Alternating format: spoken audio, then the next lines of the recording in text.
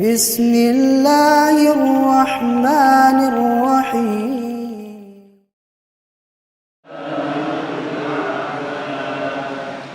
وما يدريك لعله يزكى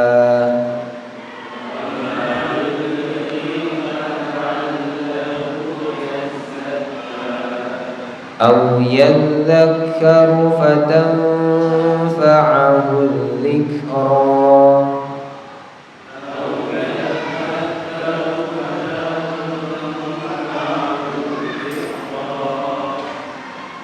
أما من استغنى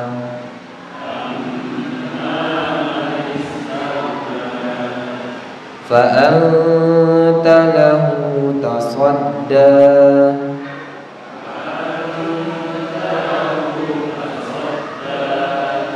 وما عليك ألا يزكى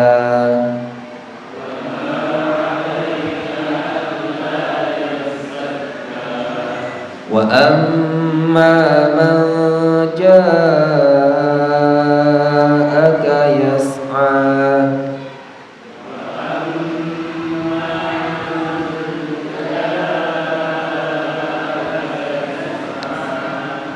وهو يخشى فأنت عنه تلهى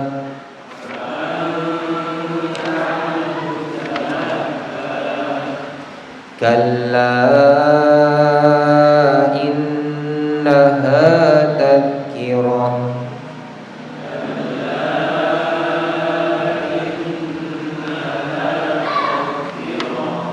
فمن شاء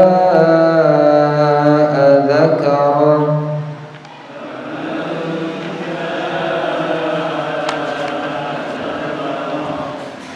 في صحف مكرمة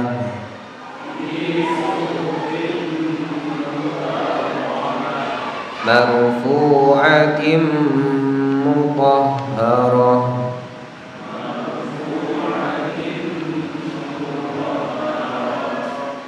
بأيدي سفرة كرام بررة قتل الإنسان ما أكفره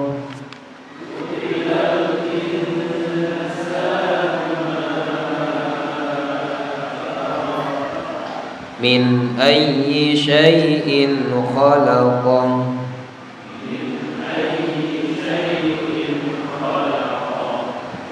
من نطفة خلقه فقدره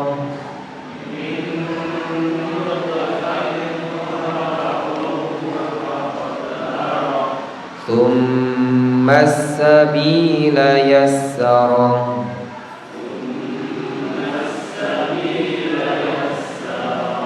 ثم أماته فأقبره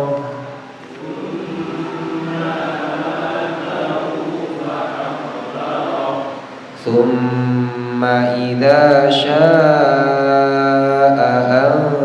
أنشره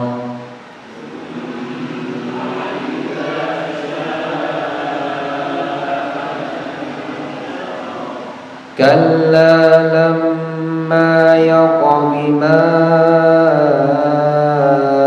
أمره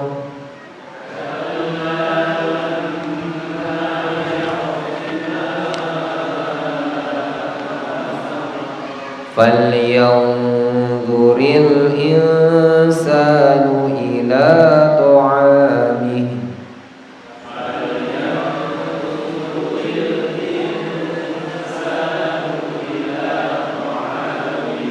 أنا صببنا الماء صبا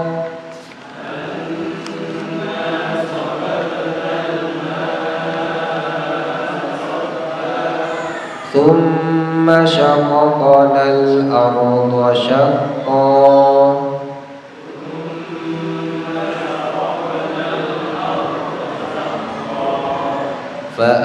فأنبتنا فيها حبا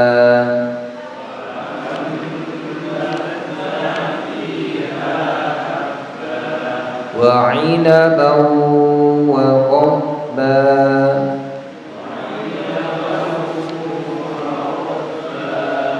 وزيتونا ونخلا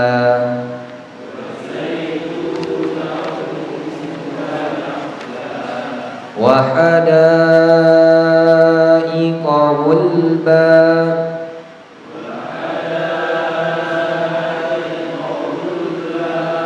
وفاكهة وأبا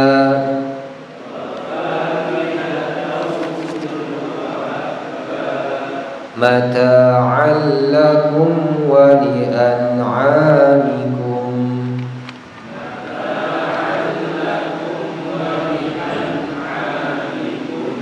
فإذا جاءت الصاخة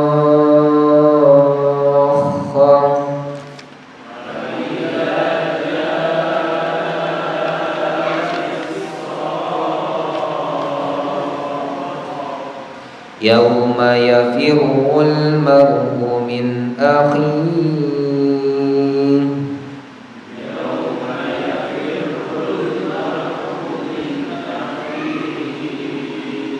وأمه وأبيه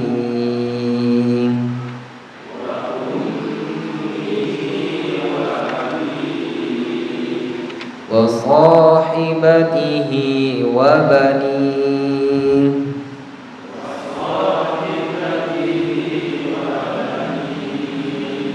لكل امرئ منهم يومئذ شأن يغنيه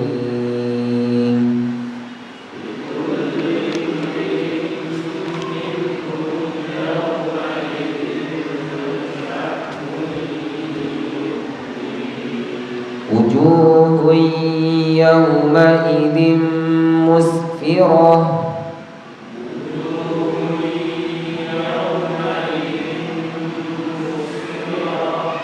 ضاحكة مستبشرة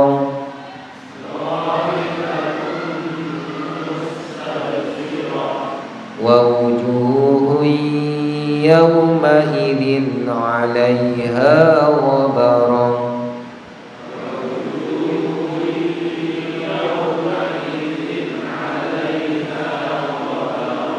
ترهقها قترة أولئك هم الكفرة الفجرة.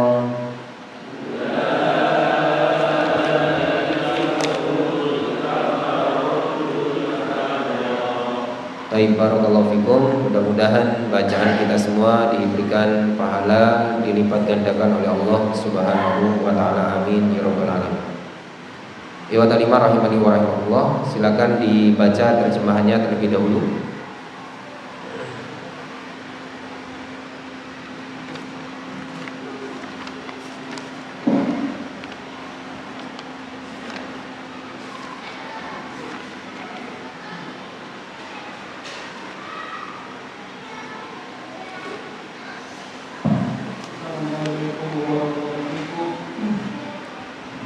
Nabi Muhammad SAW berbuka masam dan berpaling karena telah datang seorang yang buta kepadanya.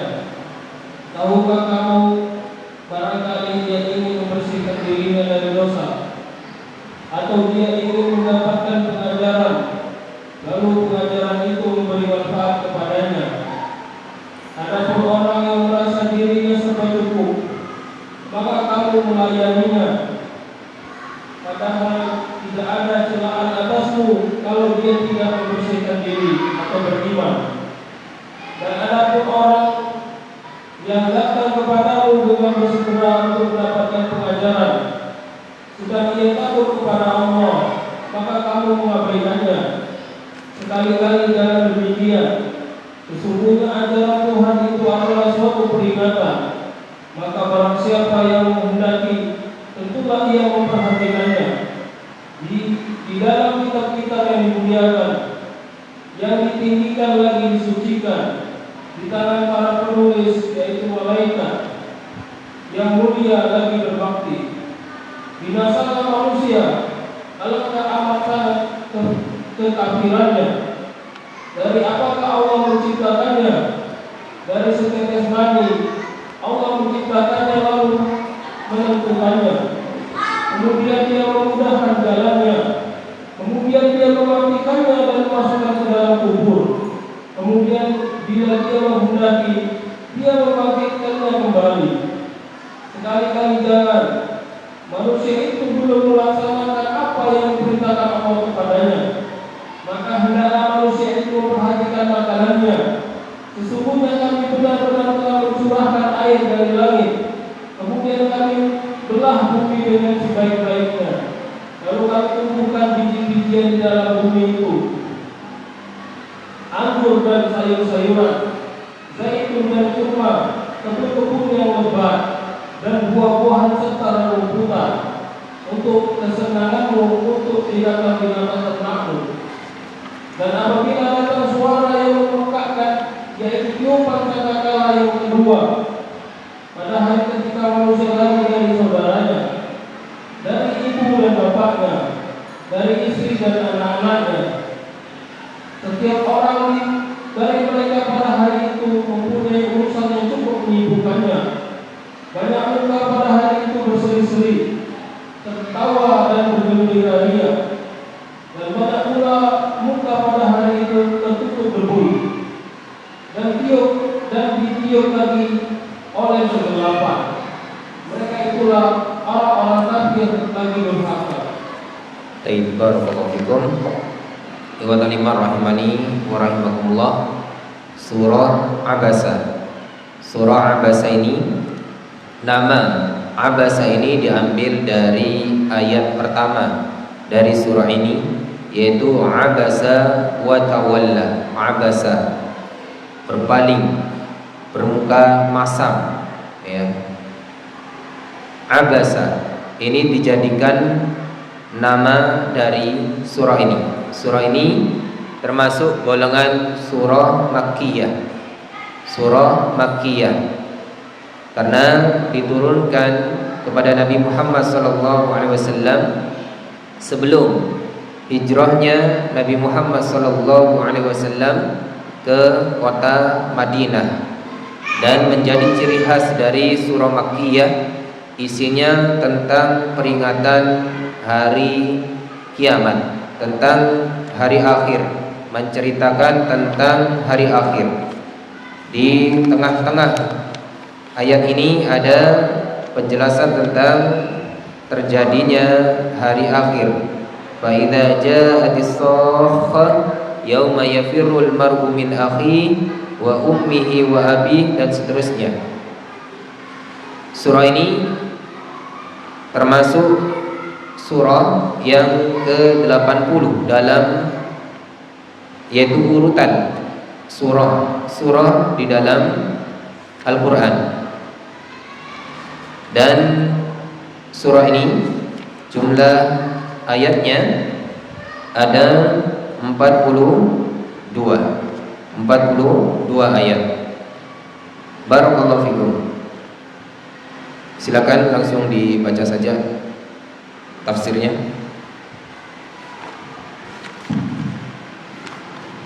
Assalamualaikum. Qala Imam Asy-Syafi'i rahimahullah, sababul nuzul hadhihi al-ayati kalimati annahu ja'a rajulun minal mu'minina a'ma yas'alu Nabi sallallahu alaihi wasallam wa yata'allamu minhu, wa ja'a rajulun minal aghniya wa kana sallallahu alaihi wasallam harisan 'ala hidayatil khalq, faqala sallallahu alaihi wasallam wa asgha ila al-ghani wa sadda al-a'ma al-faqir wa ja'a li hidayati dhalika al-ghani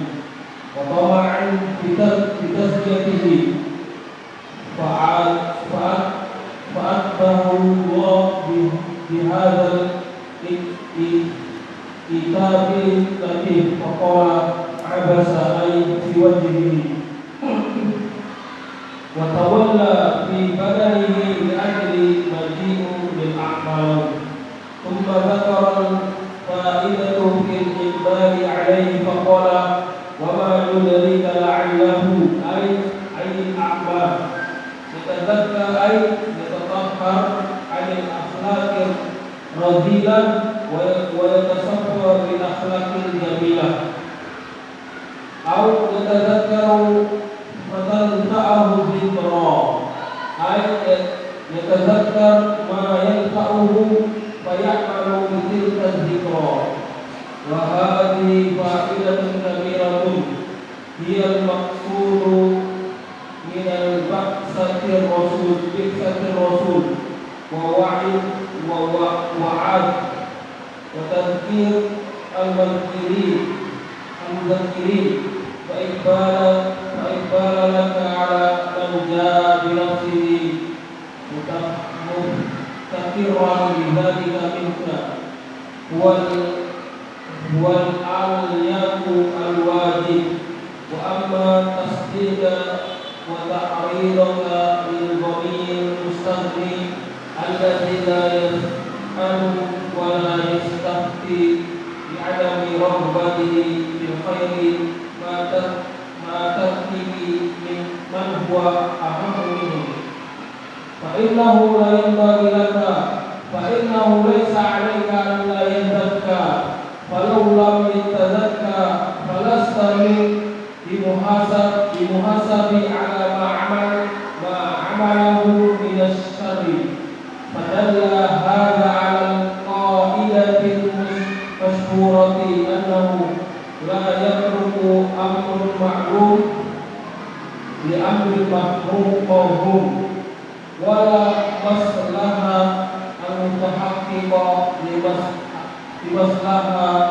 لمصلحة متوهمة، وأنه ينبغي الإقبال على طالب العلم متفرق إليه عليه عزيز من غيره. Baik, barakallahu fikum.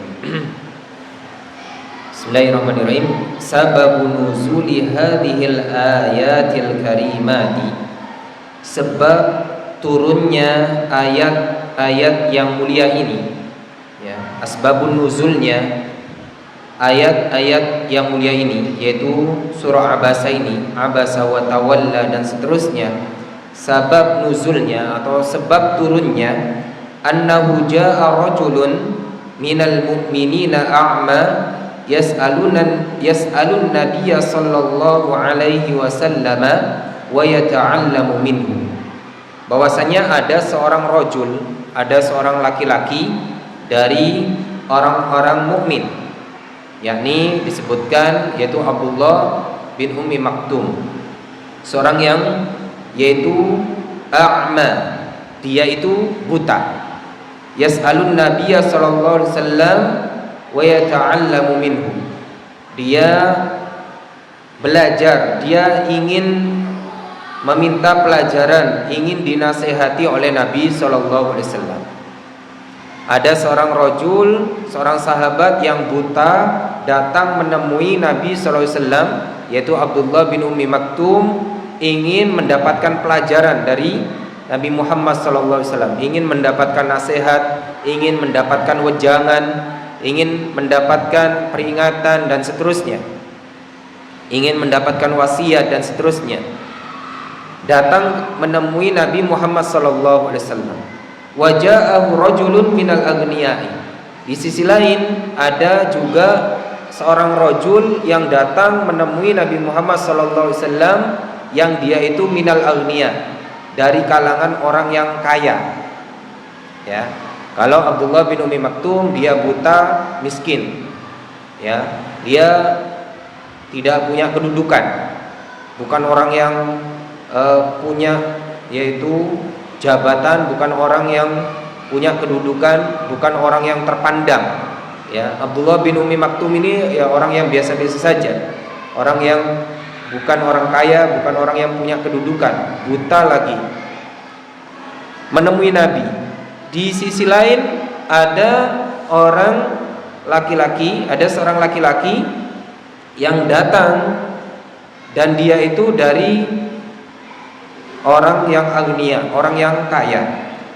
Wa kana sallallahu alaihi wasallam harisan ala hidayatil khalqi. Sementara Nabi SAW, sebagaimana kita ketahui, beliau itu sangat antusias sekali di dalam apa? Di dalam menyampaikan hidayah kepada makhluk. Ya. Secara asal Nabi SAW itu punya hirs, punya semangat. Secara asal kepada siapa saja Nabi SAW itu punya semangat, punya hirs. Beliau itu haris, ya, untuk hidayatul khalq, untuk memberikan hidayah, untuk yaitu hidayatul bayan, menyampaikan ya Al-Quran, menyampaikan as-sunnah. Famala sallallahu alaihi wasallam wa asgha ilal ghani. Namun Nabi SAW ketika menghadapi dua orang itu, Nabi SAW itu malah itu lebih condong, ya, lebih condong kepada siapa? Yaitu wa asgha ilal ghani. Beliau menghadap kepada al-ghani, kepada yang kaya. Padahal ya Abdullah bin Ummi Maktum ini ya juga datang ingin mendapatkan pelajaran. Sedangkan orang yang kaya ini ya sekedar datang begitu saja. Ya. Nabi SAW lebih condong, lebih cenderung kepada siapa? Al-Ghani wa sadda 'anil 'amma al-faqir. Dan Nabi yaitu berpaling dari orang yang a'ma al-faqir tadi, orang yang buta lagi fakir. Bukanlah orang yang kaya, orang yang fakir, orang yang miskin. Ya, Abdullah bin Ummi Maktum ini dia fakir, dia miskin. Nabi berpaling dari Abdullah bin Ummi Maktum dan malah beliau menghadap kepada orang yang kaya. Nah, roja'an li hidayati dzalikal ghani. Niatnya Nabi SAW itu baik sebenarnya. Apa niatnya? Roja'an li hidayati dzalikal ghani. Mengharap bahwasannya orang kaya tadi mendapatkan hidayah. Bukan Nabi SAW ingin dapat uang, bukan ingin dapat jabatan, tidak.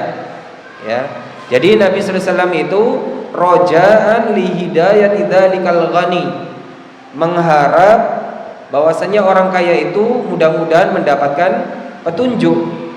Wa tam'an fi tazkiyatihi, dan Nabi berambisi untuk memberikan tazkiyah, ya, pensucian jiwa terhadap orang kaya tadi.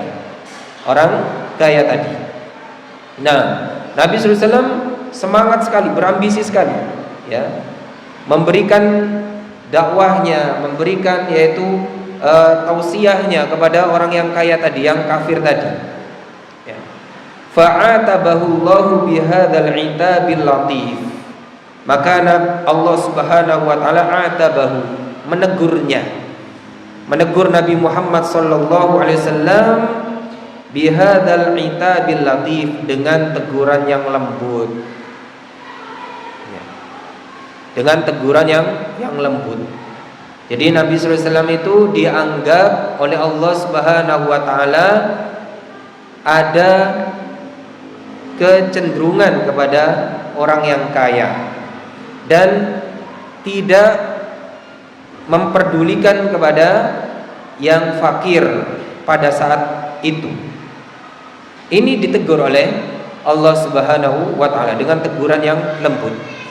Dengan teguran yang lembut. Jadi sikapnya Nabi berpaling dan abasa wa tawalla, bermuka masam dan berpaling dari siapa? Dari orang miskin, dari orang fakir, yaitu Abdullah bin Ummi Maktum tadi, yang buta tadi. Nabi berpaling dari beliau, dari Abdullah bin Ummi Maktum, menuju kepada al-aghniya, orang yang kaya, dari orang kafir musyrik Quraisy, yang tujuannya sebenarnya Nabi tadi untuk memberikan hidayah, untuk tazkiyah, mensucikan jiwanya, tapi tetap salah. Karena apa? Kenapa beliau sallallahu alaihi wasallam berpaling dari yaitu Abdullah bin Ummi Maktum? Itulah yang ditegur oleh Allah Subhanahu wa taala. Faqal, Allah berfirman, abasa wa tawalla, dia Muhammad bermuka masam, ai fi wajhihi, tampak di wajahnya Nabi itu bermuka masam kepada Abdullah bin Ummi Maktum, wa tawalla, dan berpaling dari Abdullah bin Ummi Maktum yang yaitu yang buta, yang miskin. Karena apa? Nabi sedikit terusik. Nabi itu ingin mendakwahi orang yang kaya, sementara Abdullah bin Ummi Maktum terus meminta nasihat, terus meminta wejangan. Nabi kasih wejangan saya, Nabi kasih peringatan kepada saya. Butuh sekali ini. Dia meminta yas'al, ya, yas'alu wa yatazakka, minta dan minta pelajaran, ingin disucikan hatinya Abdullah bin Ummi Maktum. Sementara orang kafir yang kaya tadi ya sekedar datang saja, tidak menunjukkan kebutuhannya, ya, tidak menunjukkan yaitu hajatnya, tidak menunjukkan kebutuhannya terhadap hidayah. Nabi lebih cenderung kepada al-aghniya tadi. Allah sebutkan di dalam ayat ini sebagai teguran, abasa wa tawalla, dia Muhammad bermuka masam, wajahnya tampak bermuka masam, menghadap siapa? Menghadap Abdullah bin Ummi Maktum, wa tawalla, dan berpaling darinya, fi badanihi, pada badannya. Jadi badannya juga berpaling, bukan hanya wajahnya saja yang bermuka masam. Umpamanya Abdullah bin Ummi Maktum di sini, Nabi berpaling, tidak ditolehi, tidak digubris, ya. Nabi menghadap kepada orang kaya ini. Nah, ini yang ditegur oleh Allah Subhanahu wa taala. Li ajli maji'il a'malahu. Nabi itu berpaling li ajli maji'il a'malahu, karena kedatangan seorang yang a'ma, seorang yang buta tadi, yaitu Abdullah bin Ummi Maktum kepadanya. Tsumma dzakaral faidata fil iqbali alaihi faqala wa ma yudrika la'allahu yazakka. Kemudian Allah Subhanahu wa taala menyebutkan yaitu maksud kedatangan orang yang buta tadi itu. Apa? Wa ma yudrika la'allahu yazakka. Muhammad, tahukah kamu barangkali orang buta tadi itu dia ingin membersihkan dirinya, ingin mensucikan dirinya, ya. Datang kepadamu butuh sekali untuk yaitu mendapatkan nasihat darimu. Ay yatatahharu anil akhlaqir radhilah. Barangkali orang yang a'ma tadi, orang yang kamu berpaling darinya tadi, yaitu Abdullah bin Ummi Maktum itu sedang yatatahhar anil akhlaqir radhilah. Dia sedang ingin mensucikan dirinya, ingin membersihkan dirinya dari akhlak-akhlak yang tercela. Wa yattasifu bil akhlaqil jamilah, dan ingin menghiasi dirinya dengan akhlak-akhlak yang indah.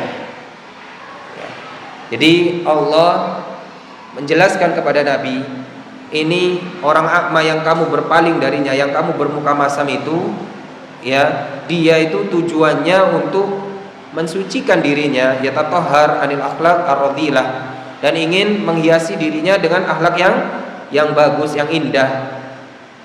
Au yatadzakkaru fatanfa'ahu dzikra, atau dia itu orang a'ma tadi, yaitu Abdullah bin Ummi Maktum tadi, itu yatadzakkar, ingin mendapatkan pelajaran darimu, fatanfa'ahu dzikra, maka akan bermanfaat baginya dzikra, yaitu pelajaran darimu. Jika kamu kasih pelajaran, bermanfaat baginya. Ayyatadzakkaru ma yanfa'uhu fayantafi'u bitilka dzikra.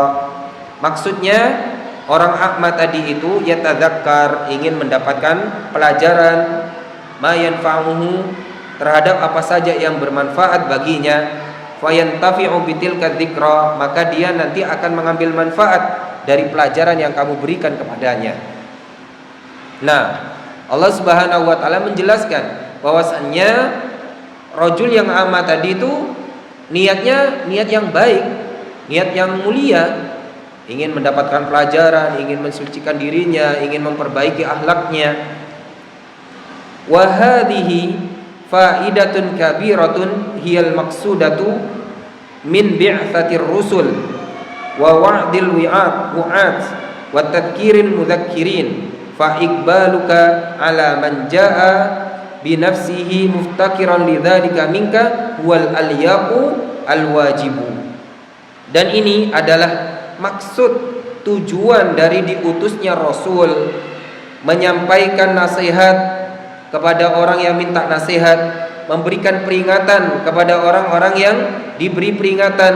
Maka iqbaluka ala man jaa bi nafsihi muftakiran, engkau menyambut orang yang datang kepadamu muftakiran dalam keadaan butuh, huwal alyaqu alwajib, itu lebih layak kamu layani, lebih wajib.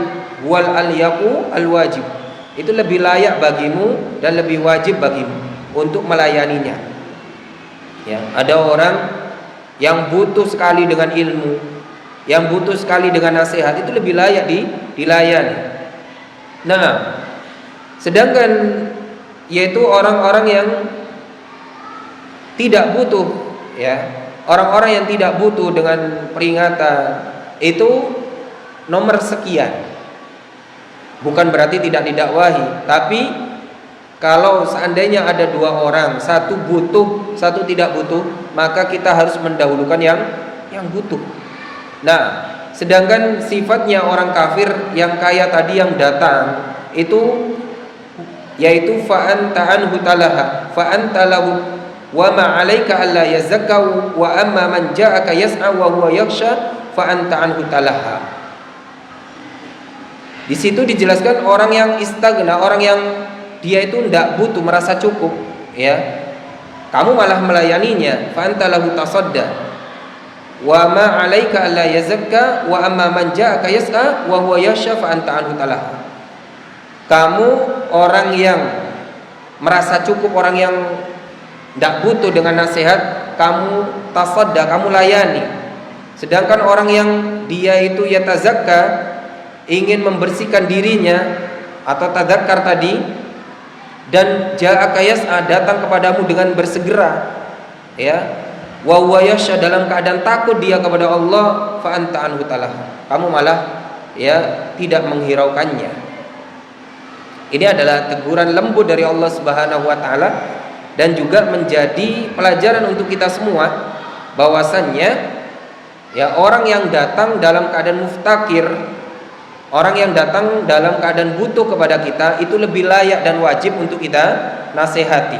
Bukan berarti kita tidak mau menasihati juga orang yang enggak butuh, bukan, ya. Tapi kalau seandainya ada dua orang, ya, satunya butuh, satunya tidak butuh, satunya muftakir, satunya yakhsha, ya, sedangkan yang satunya dia tidak menampakkan kebutuhannya, maka yang lebih alyab, yang lebih wajib untuk kita berikan wejangan adalah orang yang muftakir tadi. Kemudian selanjutnya, wa amma tasdiyatuka wa ta'arruduka lil ghani al mustaghni alladhi la yas'alu wa la yastafti li'adami raghbatihi fil khair.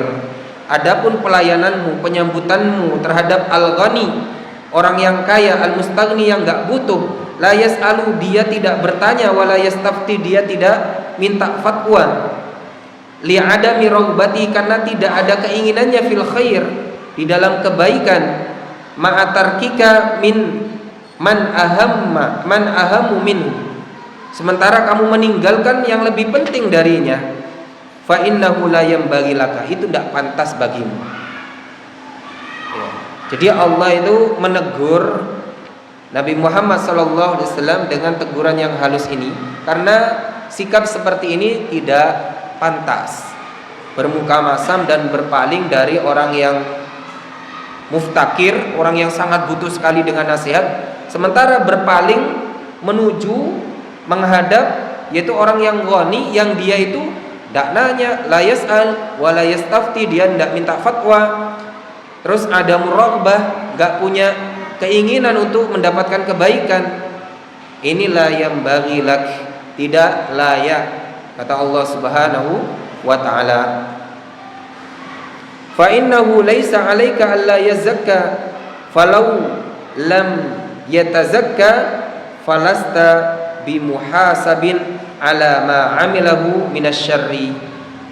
Karena kamu tidak mempunyai kewajiban untuk membersihkannya, yaitu membersihkan orang yang tadi, orang yang kaya, yang nggak butuh, yang nggak nanya, yang nggak minta fatwa tadi. Kamu tidak punya kewajiban untuk itu.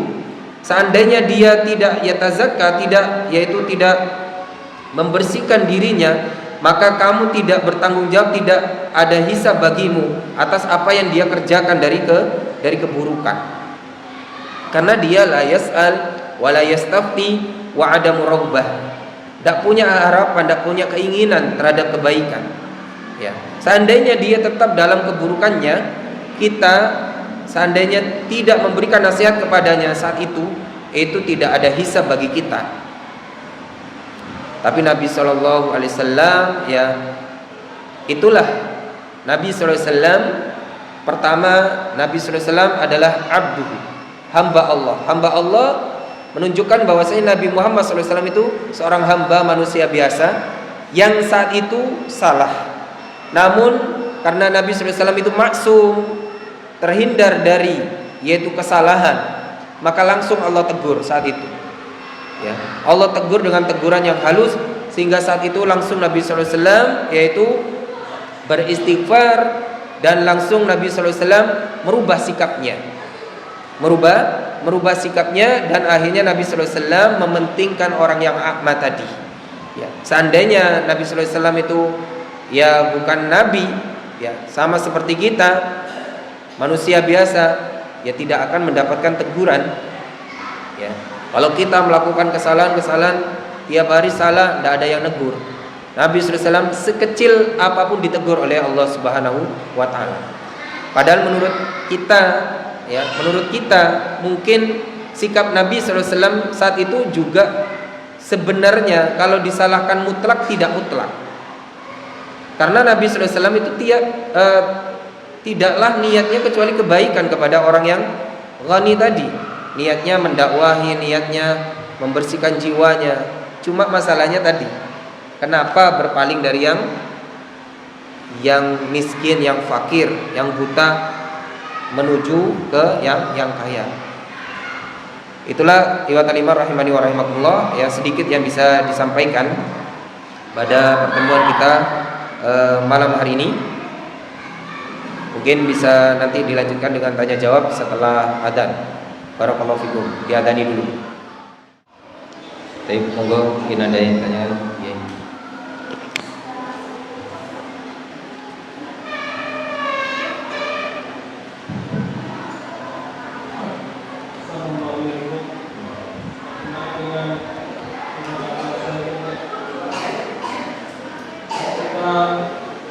Ada yang datang kepada kita, ada yang membutuhkan kita, tapi terkadang bagaimana dalam hadis Rasulullah Sallallahu dia disuruh kepada kita, tetapi dia tidak tahu cara berterima kasih. Karena Allah Rasulullah katakan kalau tidak berterima kasih kepada manusia, berarti dia tidak berterima kasih kepada Allah. Berbolimi tidak menunaikan hak. Apakah kita berpaling kepada orang yang butuh tetapi tidak menunaikan hak kita tadi, atau tetap kita laksanakan hak kita, kewajiban kita, dan juga kita hak kita kepada Allah.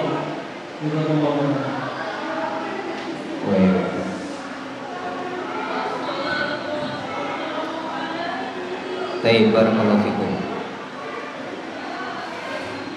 Ya, tadi pertanyaannya, ada orang yang sering menzalimi kita atau tidak tahu terima kasih gitu ya. Tidak tahu terima kasih. Kita memberi malah dia menyakiti kita, menzalimi kita. Bolehkah kita berpaling darinya dan kita lebih mementingkan orang yang ya, menghargai kita dan seterusnya ya. Baik, barakallahu fikum. Sebenarnya dalam masalah surah Abasa ini adalah titik atau poin pentingnya adalah seorang yang a'ma tadi itu datang dalam keadaan dia muftakir, butuh terhadap nasihat dari Nabi SAW. Dia tadakkar, ingin ya mendapatkan pelajaran, ingin mensucikan dirinya, ingin belajar agama dan seterusnya. Sementara orang yang ghani, yang istaghna tadi, orang yang merasa cukup tadi, itu orang yang kafir, orang yang enggak la yas'al, tidak bertanya, la yastafti, tidak minta fatwa, terus juga ada muraghbatihi fil ghair, tidak ada keinginannya dalam kebaikan. Jadi dalam konteks pengajaran, kita mana yang lebih kita dahulukan, pengajaran itu, dakwah itu, atau nasihat itu kita sampaikan kepada muftakir atau mustaghni, kepada orang yang butuh atau kepada orang yang merasa cukup? Maka yang benar kita dahulukan yang muftakir dalam hal pengajaran. Tapi kalau yang jenengan tanyakan tadi itu tidak ada kaitannya dengan pengajaran, tapi itu murni masalah yang menimpa panjenengan. Satunya orang yang gak punya terima kasih kepada kita, selalu dolim kepada kita. Satunya menghargai kita, bukan dalam rangka untuk dakwah ya, hanya berpaling ya berpaling saja terus kita melayani. Ini bukan yang dimaksud. Bukan yang dimaksud. Baru kalau kaitannya dengan apa itu berdakwah.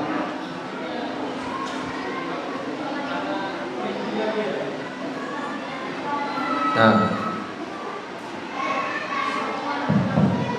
mungkin perlu lagi. Jadi begini, ada suatu lembaga yang membutuhkan kita, dia butuh kepada kita, butuh kepada tenaga kita, butuh kepada orang. Tetapi lembaga ini kan dia butuh ya, manusia dia butuh, dia kekurangan aja atau memang butuh keadaan sekali, butuh kepada kita. Tetapi lembaga ini tidak memberikan hak kita, tidak menggadilah kalau bisa kita berhenti dan lebih alami. Namun ini kan terjadi di beberapa lembaga. Nah, apakah kita berpaling dengan orang yang seperti ini, atau kita tetap di sana meminta hak kita kepada Allah? Tidak diberikan. Barakallahu fikum. Ya. Kalau keadaannya seperti itu, maka dipertimbangkan. Kita punya hak untuk mempertimbangkan dan memilih. Lembaga tersebut butuh kepada kita, minta kita ngajar di lembaga tersebut, tapi tidak memberikan hak kita sepenuhnya. Mohon maaf, umpamanya bayarannya tidak mencukupi, tidak layak umpamanya. Kita berhak menolaknya. Jangan sampai kita terpaksa ini orangnya butuh, saya tidak enak. Tapi kita juga di sisi lain juga tidak ikhlas. Karena apa? Karena hak kita tidak diberikan dengan layak, dengan sempurna. Maka kita berhak menolaknya. Karena apa? Karena lembaga pendidikan itu bukan hanya itu saja. Lembaga pendidikan itu ada di tempat lain, ada A, ada B, ada C, ada D. Yang butuh juga banyak. Jadi itu adalah ya pertimbangan yang boleh saja kita lakukan, ya. Tapi bukan berarti berpaling, ya. Lalu kita tidak mau dekat-dekat dengan lembaga tersebut, tidak sampai ke sana. Bukan itu konteksnya, bukan, tidak sama sekali dengan dengan surah ini, tidak ada kaitannya sama sekali. Cuma dengan kasus seperti itu, ya boleh jenengan yaitu mengajar di lembaga yang juga butuh, yang juga memberikan hak panjenengan yang layak, yang sempurna. Ya, bukan berarti itu sebagai yang harus kita tinggalkan. Jadi itu pilihan saja. Ya. Ada orang tadi lembaga yang butuh kepada kita tapi tidak memberikan haknya kepada kita. Ya itu pilihan saja. Kita lanjut monggo, tidak lanjut monggo. Jadi kita berhak menerima, berhak menolak. Ya, berhak menerima, berhak menolak. Karena ini taklim. Ingat ini ya. Ini taklim. Dan taklim pada lembaga itu ya lebih khusus daripada sekedar dakwah. Lebih khusus daripada sekedar dakwah. Yang mana taklim di dalam satu lembaga, pengajaran di dalam sebuah lembaga itu bisa menjadi profesi, bisa menjadi suatu yang diupah. Beda dengan dakwah. Dakwah tidak boleh mengharap upah, semata-mata mengharap upah tidak boleh. Jadi masalah taklim di suatu lembaga, pengajaran di suatu lembaga, ini adalah pilihan, ya, pilihan. Jadi kita meninggalkannya juga tidak berdosa. Kita mengajar di situ juga tidak masalah. Mengajar bagus, tidak mengajar juga tidak mengapa. Jadi masih banyak tempat yang lain. Jadi itu pilihan saja, tidak sampai ranah dosa ketika kita meninggalkan lembaga tersebut. Nah, barakallahu fiik. Ada lagi? Ada satu lagi, terakhir.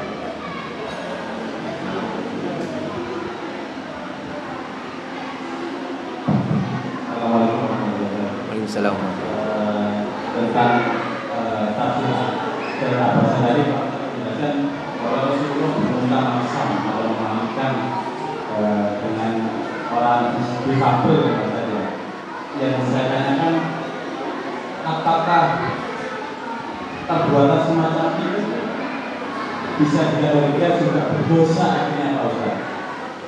Soalnya kan contohnya banyak sekali kan ustadz sekarang itu ada kasih tahu saya, kalau diundang yang rete-rete dia tidak mau, kalau diundang yang kelas atas dia mau.